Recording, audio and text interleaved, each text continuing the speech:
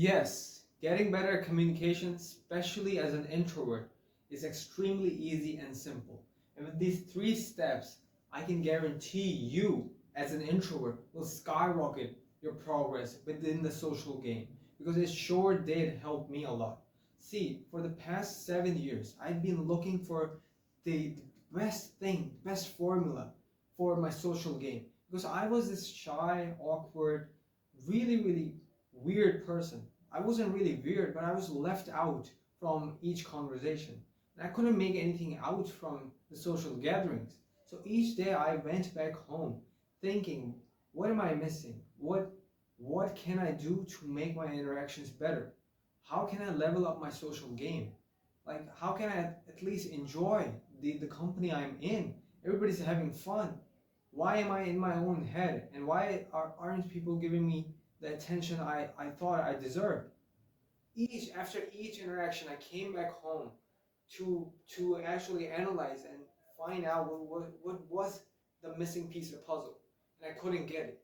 I applied so many things like trial and error, experimenting with the advice on the internet. There was so much on the internet, on YouTube, on articles, books, blogs. I've seen all of them. And everybody was talking about these generic advice. Oh, just make eye contact. Oh, just hold your eye contact for 5 seconds.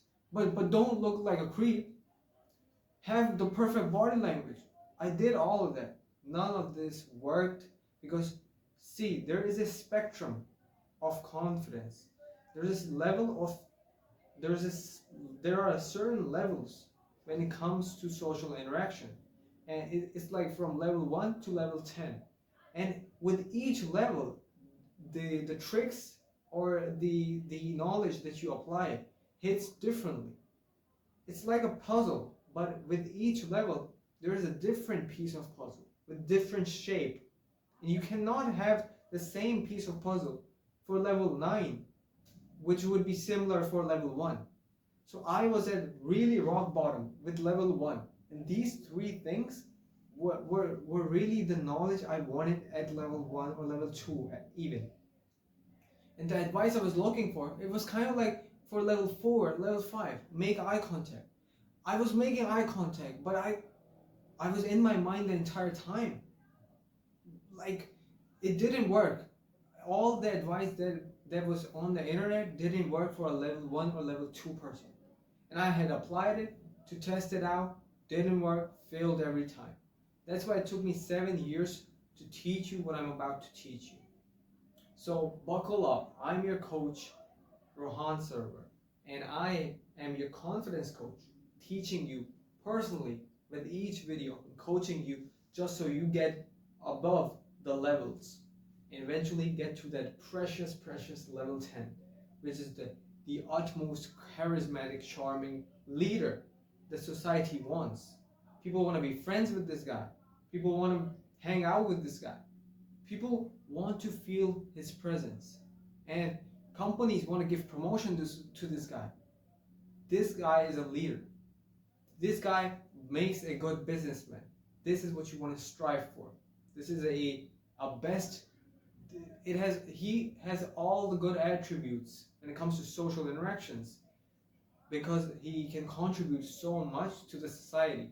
And now when the bar is so low, when now everybody's insecure, everybody's shy and awkward, nobody can get their point across without feeling hesitant, without curling up, or without having that tinge or like that pressure feeling in their chest. So what do they do? What do these level 1 and level 2 people do? This is what I'm going to break down in this video. And you take out your pens, papers, notes, app, or Notion, whatever you have, just so you can write down the gems that are present in this video. I know there are tons of notes I have written down, not tons, but a few of them, but still, there will be a lot of value, and you might want to write it down just so you don't forget it, just so you can revisit it with every page, like just revisit it. So let's begin with the first one. What does this level 1 person do when he is in a conversation and he's stuck in his mind and he's like, okay, I'm thinking about myself. Well, people are judging me, but I don't know what to say. uh, my conversations are dry. Like I reached that awkward silence. What do I do? Just keep on talking. Simple. Keep on talking. This is the worst mistake I did, was to not keep on talking, was to stay silent. Because I had heard this advice on YouTube that, oh, the person who speaks first after silence is the sheep, is the weak one. And the person who can hold the silence is in the power dynamics, he has the most power, he has the most leverage over the social dynamic.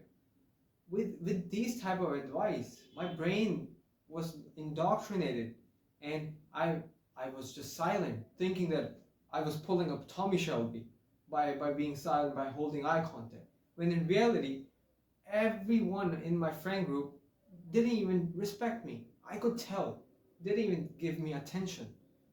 It was a kind of like I was invisible, or I was that kid who just snuck into a friend group, but nobody in the friend group wanted me. I had that feeling because I was following these weird advice from YouTube. Oh, if the first person to break silence is the weak one. No, just keep on talking. Forget about all this bullshit. I've tried both sides. I've tried that as well. It didn't work out at all. What it did was, it actually made me overthink. It actually put me in my head. Whenever I was silent, that silence turned into awkward silence. And I didn't know what to say. I didn't know how to react. Even if I'm doing, like, having the perfect eye contact, the other person felt this pressure. Why is he looking at me like, well, why isn't he saying anything? And the other person had to contribute, like literally carry the conversation on their shoulder. And it's an effort when other people carry the conversation all the time, and you're just sitting there trying to enjoy the ride. That's just so bad for you. They won't like you when you never initiate the conversation, when you never carry the conversation. It's like a beggar. If somebody's just begging, begging, and taking, how would you feel? You would feel like you have been robbed, or like you are the only person who's giving. So it's kind of like a one sided relationship. And this is how humans feel. I know it sounds pretty deep and philosophical, but this is in the back of the mind, in human psychology. This is what people feel like intrinsically. Like within seconds, they're feeling these things. They won't admit it. People are nice enough to not admit it, except for a few friends who just say it right in front of you, like just insult you, just without even thinking that you're gonna go to your home in your bed and cry all night because of their remark. But most people are nice, and that is why avoid avoid the awkward, any silence at all when you're in this phase. Keep on talking. What it does is it leaves no room for awkward silence. Even if you say anything, you just say anything, just branch out the last topic, ask any question just to keep the conversation going. That's better than staying silent. You know what I did when I used to go in with my friends, even with my friends or cousins? I used to go there, and there was this topic, and the topic ended, and I was like sitting there waiting for other things to pop up naturally, just so other people can bring out another topic naturally. And I had a friend, and I had this guy. This guy used to just pull out like a topic, and he used to initiate the conversation. And I was like, huh, weak. I have won because I have the leverage in this social dynamic. I am pulling out, I'm pulling off a power play here, and this guy's pretty weak. But I also noticed something other than that. I noticed the crowd, the other people were turning towards him and almost gravitating towards him. And I was like, huh, what the heck? Like, you can take the power away. Like, forget about the power play. I need that. I want people to gravitate towards me. Like, how do I get that? And this is why I spend so much time alone, taking notes, thinking about it, reminiscing, like reflecting back on what I did, what can I do better. And it really took a toll on my mental health as well back in the days. I was like, damn, people hate me. Like, am I not good enough? Am I like this weird? And I didn't say anything weird. It was just that I didn't contribute. I stopped talking and I relied on other people to initiate a conversation. So when you keep on talking, it's easy momentum for you.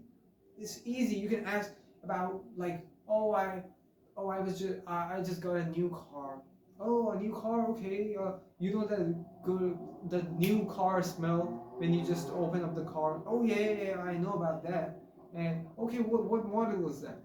Instead of like, oh, the new car smell, right? Yeah. And how's the weather? Yeah, good.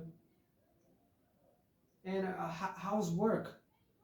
Um, Work is good. Oh, is it good? Yeah, it's good. See, now how awkward is it? And we're jumping from topic to topic. And it's like you're still talking, but why is there a gap in between? Don't have any gaps. Forget about, oh, the pregnant pause. Oh, let me pause. Or let me pause a bit just to get my point across. Don't get me wrong, we need pauses, but that comes on the later levels. When you're level 5, when you have the storytelling abilities, then you can leverage the pause. Then you can leverage the the prolonged pause, which is the silence for like 5 seconds, 6 seconds. But it is used strategically within storytelling. You're not at that level yet. And I wasn't at that level for sure. I was the level 1 noob. Level 1 noob, shy, awkward. Even if I get like a word across and got in a positive reaction, that was okay for me. But I stopped talking, went into this power play, and then lost all my momentum. Another thing that is important, and you get this benefit real quick by keep on talking, is that it prevents from overthinking. So whenever I got silent, my it was like for the third person, I was just sitting there and kind of like observing or making eye contact. But man, I wasn't even present there. In my mind, it was a constant rush of battle.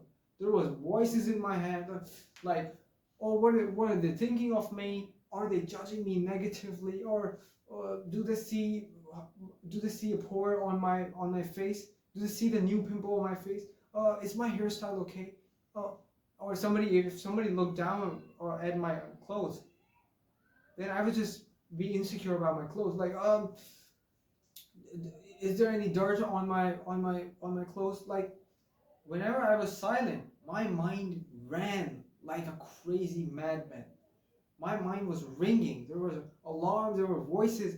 But for the third person, I was just sitting there and not saying anything. So to avoid all that battle, all of that overthinking, just keep on talking, man.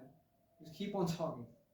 And when I did that, when I kept on talking and didn't care about what was coming out of my mouth, didn't really hone into the perfectionism, like, oh, I have to say the right thing, oh, I have to appear cool, I have to have the best sentence formed, and which is like philosophically correct and like it has deep meaning, like I'm a genius, I have to curate the entire sentence. No, you, you don't make friends this way. You don't get your point across this way. All the philosopher, you're not a philosopher, come on, man. Why are you pretending to be like oh, I think it? You're not. You can use your alone time to come up with philosophies. You can have like separate buddies, but firstly you need to know how to make buddies. Duh. So keep on talking. Now the next thing that I will say, which is really important, I would say just as equally as important. It is to avoid being a joker. Avoid being a joker. Now this is my, by the way, depiction of a joker. I couldn't draw it, but there you go. You get the point across, right? Avoid being a joker. This is a terrible mistake. I'm ashamed to admit it, but admittedly, I was a class clown. I was the joker. And jokers, the funny people, I thought in my mind, oh, girls like the jokers. Oh, people love like being entertained. People love like the funny one. People love having a sense of humor. I've read these articles like, oh, people have rated sense of humor as the best thing, as the best trait in a human being, as the most attractive trait. One of the most attractive traits you can have is to have a sense of humor. But I took it the wrong way. And most of the people, they also take it the wrong way. What they do is they actually treat sense of humor as being a complete idiot and complete clown, make fun of themselves in order to just come across as a funny one. Remember, people don't respect the funny one. They respect a sense of humor. There's a difference. You can be humorous or you can be funny. Always choose to be humorous instead of being funny. There's a huge lesson in that. The funny person always has like jokes, constant jokes and jokes. He's not serious. There's no other side to him.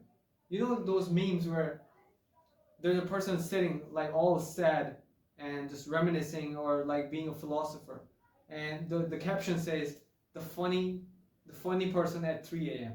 or the class clown at 3 a.m. Because people put on a facade when they're being too funny. They're putting on a facade that, oh, I'm unserious, oh, I'm just chill like that. But really, human beings and the most attractive people, they're multi-dimensional. They have many facets of life. They have more dimensions than just being the funny one. And the thing is, if you're not serious at times, if you're not ambitious with your goals at times, and if you're not like, you don't have other emotions other than being just funny, people don't respect you. Because even when you're doing a job, will your boss like you to be a funny one? Unless you're opting for like a stand-up comedian. No, people want others who actually get the work done, who actually take responsibility, get the job done. And then, if they're humorous, that's an add-on. That's an additional benefit to you. That's something extra, and which is preferred. But you need to be a person who gets the job done, who's responsible, serious at times. Notice at times. Responsible at times. But there is also this sense of humor that envelops this person, which makes him extremely, extremely attractive. So do not be a clown. It also reeks of insecurity. When people just make jokes and jokes, and I used to be guilty of this. Whenever I went into a conversation, I didn't care about what other people were saying. I was just twisting every word and turning into a joke. And looking at people's reaction. Are they laughing at me? Like, are they laughing at the joke? Did the joke land? What did I get a positive response?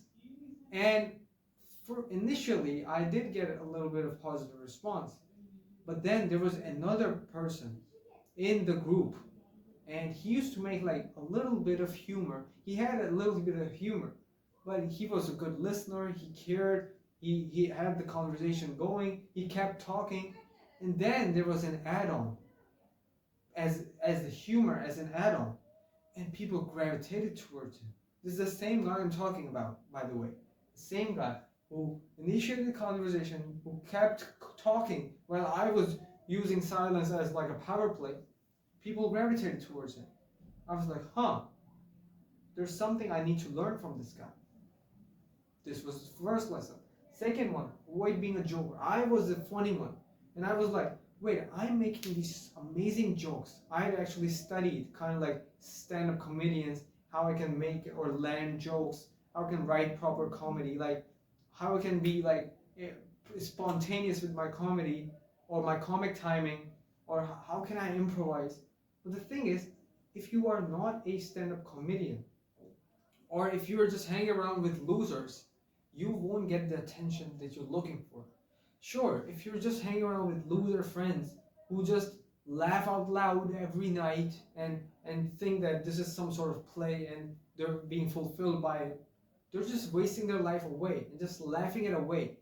But people who are actually serious about life, who actually have goals, but then they have a sense of humor, these people, and usually these people are successful as well in other areas. They might be good at work, they might be good at the gym, they might be good at other areas as well. This is because they're stacking up the skills while being a bit of humorous, while having a bit of humor in their lives. This is like an add-on which you need. But what I was doing was just being the funny one. Nobody respected me. And I was thinking to myself, man, I made such an amazing joke. Did they not get it? Like, I was just making a blame or making an excuse to myself. Like, they don't even get me. Like, one day they'll get it. Or I'm just making this extremely complex joke, super complicated, but they won't even get it. The proper audience will get it.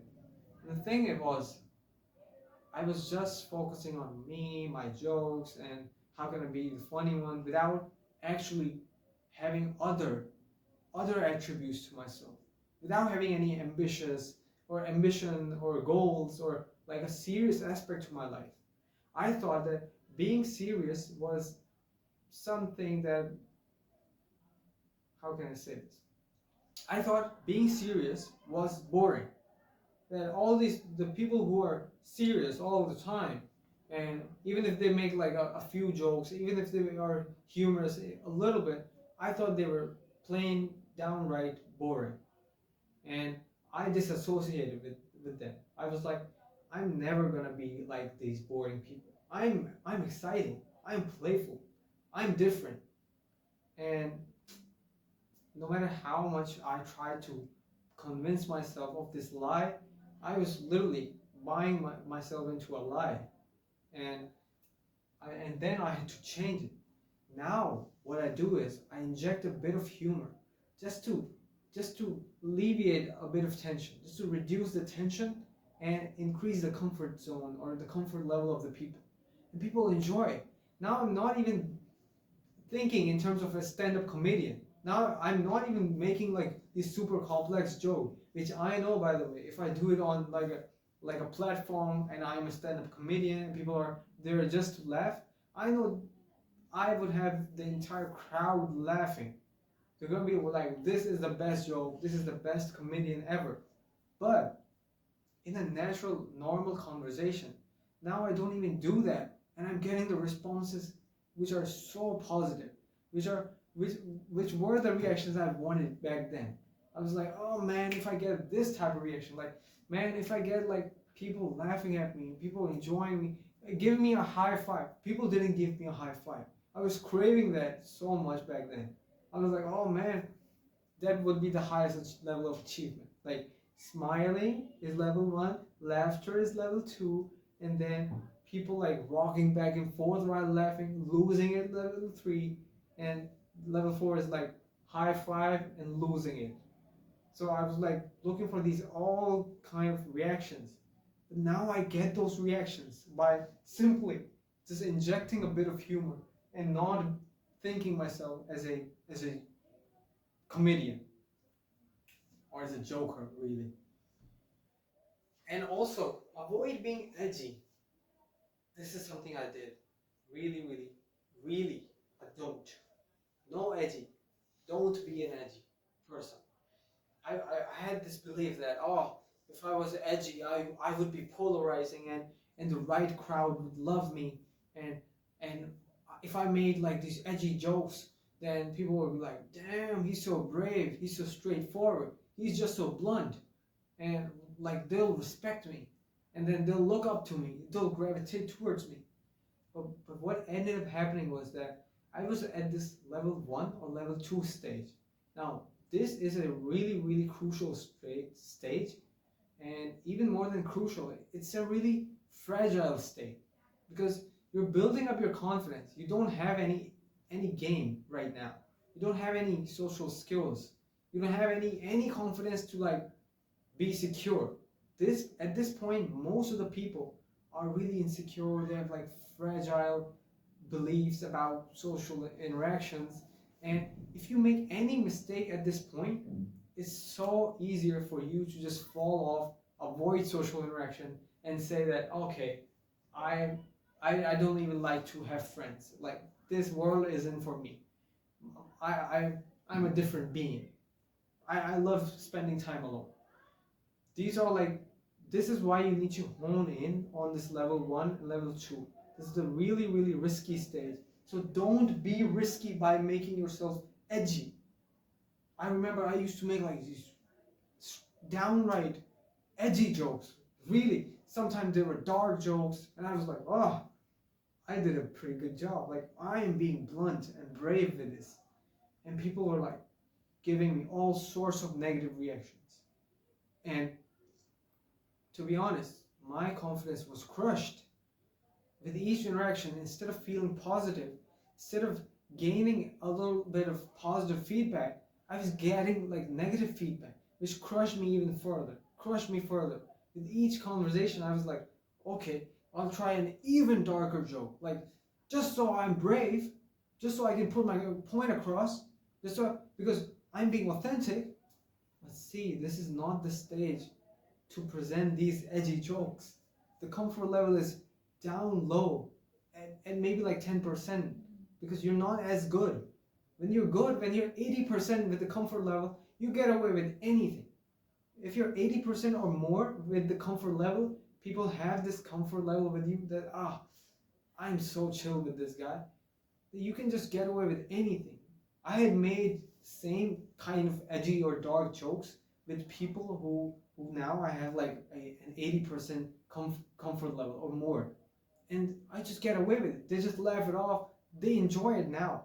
But back then, when I had like this really soul crushing 10% or even less comfort level with people, making edgy jokes really crumbled my experience. Even got me to depression, by the way. Like these past 7 to 8 years, completely, completely bad. I was sad, depressed, and my anxiety skyrocketed because of it. Because I was gaining negative feedback instead of gaining the positive feedback. That's why it's important to stay risk free, have safer environments, avoid being a joker, inject a bit of polite humor, which is like safe.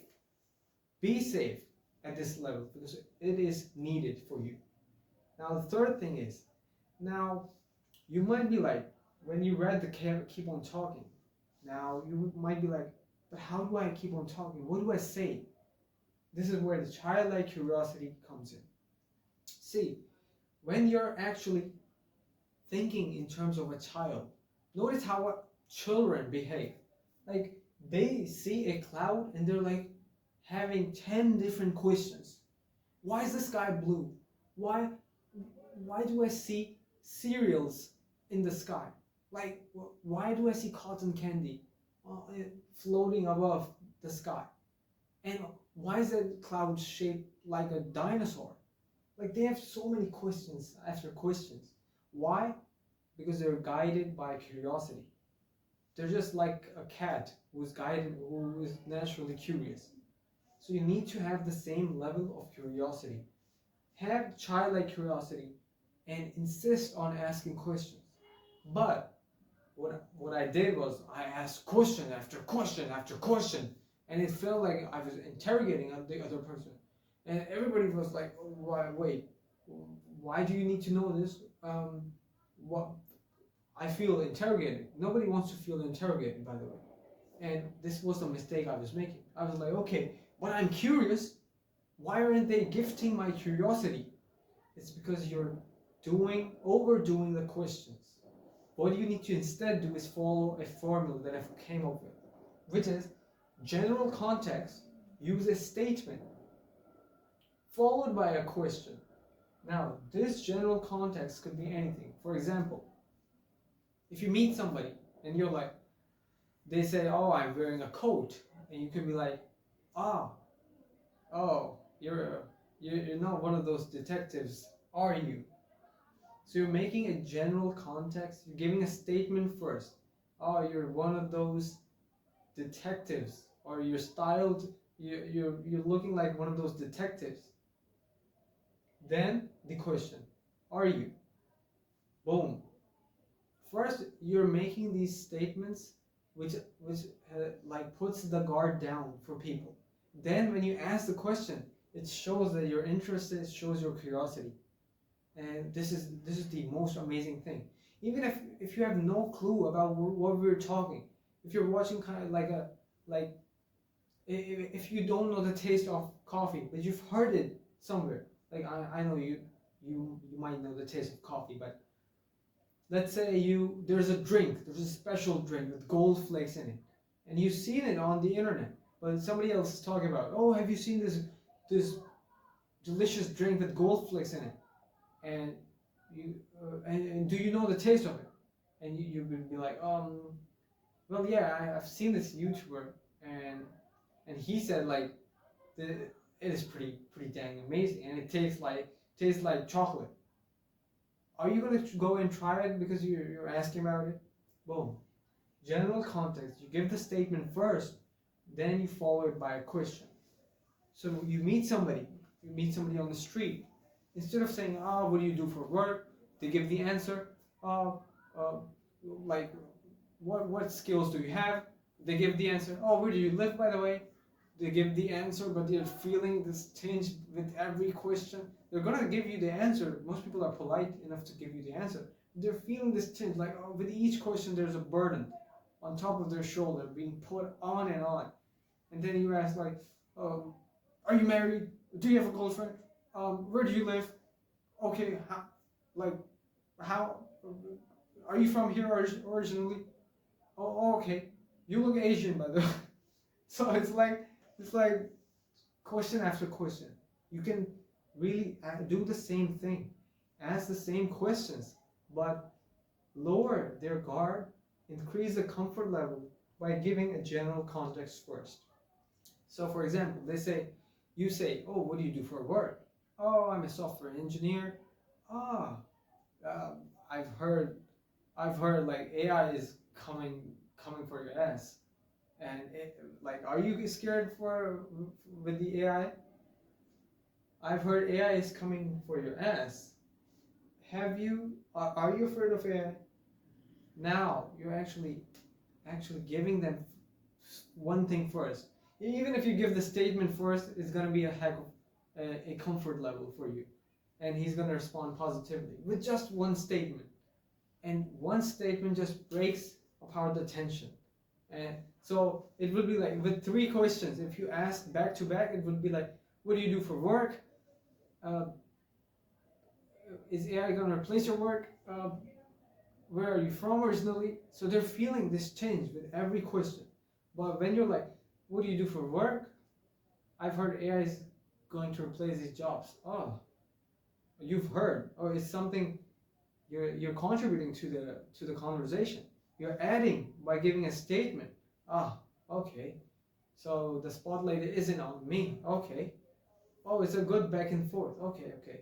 I'll give you more data, more data." And the worst thing people do is act nonchalant and mysterious.